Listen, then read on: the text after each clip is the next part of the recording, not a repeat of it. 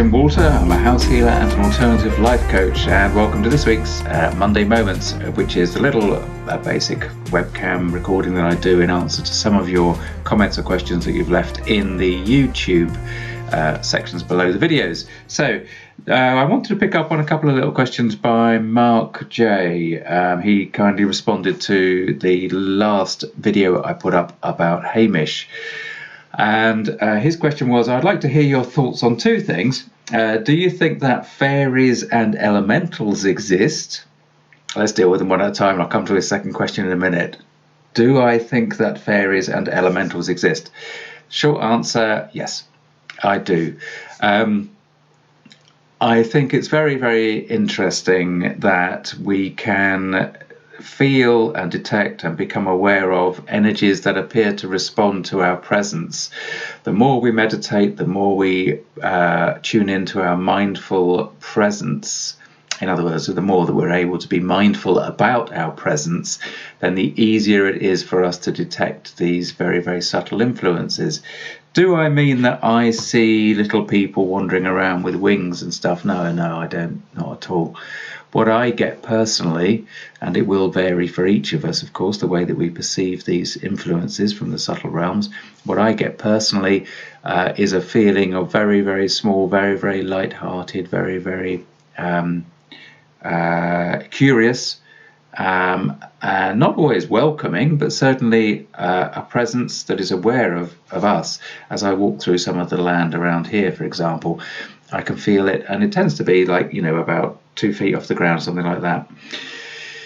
What does that say to me? It doesn't necessarily mean that I think that that is evidence of fairies. We can't say that. What it feels to me is that there's something there that is generally in the space, in the wild space out here, that can be communicated with. And the more one is prepared to sit and meditate and focus and try to send one's focus to that specific energy, then the more one can have a conversation with it.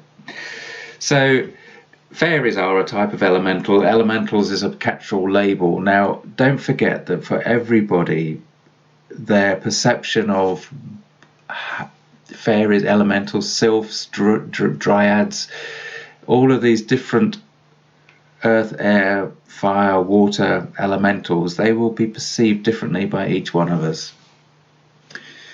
I can look into the streams around here and the rivers around here and sometimes feel there's an absolute presence within them. What does that mean for me? Well, not very much. It means that there's a living consciousness in the flow of water. I'm not sure that I can do anything with it, and how does it benefit us? I think overall for mankind, for humankind, it benefits us because we, in being aware of these elemental energies, then we can work with them in things like farming, in things like ecology of space, in working with trees, forests, woods, all of this sort of thing. We can address the very tangible, in that sense that I've already described, that tangible personality of the place and of the trees themselves. It would appear, and this is something that we wrote about in the Spirit and Earth book, which you can pick up from Amazon UK or Amazon USA, it would appear that in the past, and certainly in other countries, then the populations were more aware of elementals and were more in tune with working with elementals. These days, I think it's something that we should be getting back to in terms of being in harmony with everything. And now, look, I mean, the thing is, we can talk about this in terms of personalities in the elemental realm, and many, many people will think we're completely barking mad, but it is about an essence and a decision, about a choice, about how we decide to relate to the world around us, our external environment. If it feels true, if it feels honest, go with it. If not, then obviously it's not for you. So the other thing I would say, of course, is that we can work with elementals in our garden. and flowers, the essence of a garden. There's value in actually telling elementals about plans for changing a garden, for example, so that they're on side, they understand what's going to go on. And sometimes we can find within houses that we get mischievous elementals or lost elementals that are stuck in houses, and they manifest on the dowsing of a floor plan as issues with central heating or ventilation or this sort of thing, or sometimes just jobs being really, really difficult around the house. So elementals are a type of energy within the subtle realm. They're more earth related. They're in that spiritual realm. The higher vibration energy is sort of the other end of the scale in a way, although it's not really that sort of scale. The other end of the scale would be angels. We can talk about angels and archangels as being very high vibration energies and personalities. Now we can consider those either as just a type of energy, or we can start to really tune into them, accept them in our heart, and individually access separate personalities. It's up to us really how we assimilate and deal with it. But what I would say is that let's, those of you that are in line with this sort of thing, let's just communicate with the elementals as much as we wish to. And we do that by simply being still, being quiet, being mindful, and addressing a space. So like if we were going to go and work in the garden, maybe if we wanted to do something like take down a few trees, then we would ask permission of the tree, and we would express our intention to the guardian of the site, and the elemental guardian, the elemental king, if you like, or queen of the site, and talk to them. Just talk to them as you would in your head. Talk to them. Send the intention out to talk to the space, communicate with the space. After all, at the most basic level, the space is a reflection of our inner selves being manifested out there. And that brings us on to the next point, which is Mark J. Second question. Do I think that humanity will solve the climate change problem? In other words, he says, Tim, do you think that humanity will solve the climate change problem? Couple of views on that. One is, if we look at it from a human point of view, then yes, there is a climate change problem. Now, I was speaking to somebody last week who had some very, very interesting ideas about spirituality and the way that he lived his life, and what he was very aware of and keen on and really had taken on board in his life was the natural cycles of nature. And if we look at the climate change issue, then we can perhaps look at it as a cycle, as something that is inevitable. It's a cyclical event. It may, we don't know for sure. I mean, climate change scientists will always say that mankind is having a massive impact, and I personally think we are.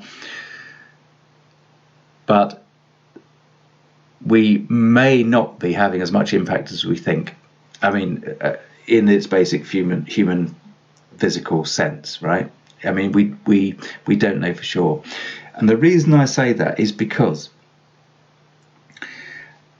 I tend to look at this world as being more about the external manifested form that is created from us as human beings. 7.5 billion souls on this planet.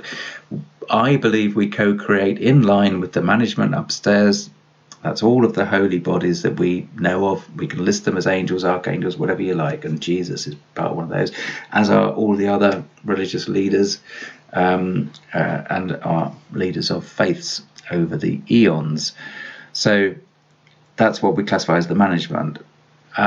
We co-create with the more sentient animals as well, I suspect. But okay, so this external environment is a reflection of all of us. If we choose to see, as everybody watching this probably is choosing to see, or that there is a world of lack out there and that we are in a midway in an extinction event, then that's a background, that's a scenario that we're all living our lives to. It's rather like, as Shakespeare said, all the world's a stage. If we consider ourselves to be performers in a theatrical performance, then the backdrop to that would be the world out there, the world of lack, the world of fear, the world of frustration and anger, the world of miscommunication, the world of misunderstanding. All of these things are being exhibited out there, and the fact is that we are all sharing that world, otherwise we wouldn't be perceiving, we wouldn't be human beings in the 21st century. So from a spiritual point of view, I believe that we have lessons to learn from everything that we're experiencing, everything that we're creating within, that's being manifested out there. So therefore, when Mark J asks, do I think that humanity will solve the climate change problem? I think that the climate change problem is one that is created from within us, within the 7.5 billion souls of us, but it is a reflection at a very deep level of our spiritual position and our thinking.